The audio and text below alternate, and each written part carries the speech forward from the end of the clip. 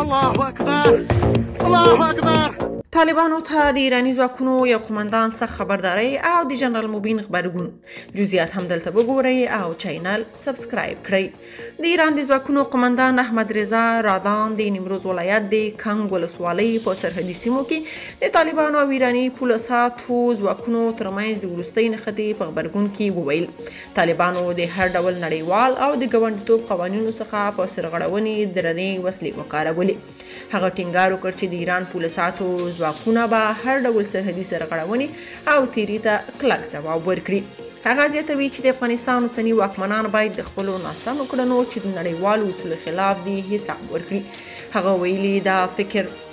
هغه ویلي طالبان دا فکر نه کوي چې ایران له دوی څخه ویره لري او یا هم د جګړې توان نه لري، خو موږ نړیوالو قوانینو او د ښه ګاونډیتوب اصل ته ژمن یو، ځکه مو څه غبرګون ونه ښود. ګینې موږ خو پوهیږو چې طالبانو سره باید څنګه جګړه وکړو.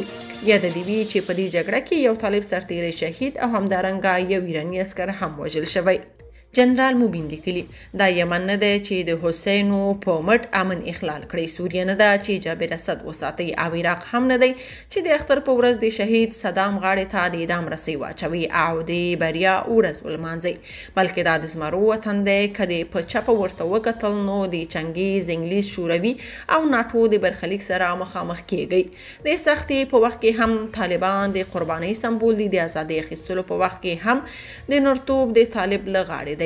له دین څخه ساتنه هم د طالب ذمہواري ده او د هیواد ساتنه هم د طالب له مکلفیاتو څخه دي.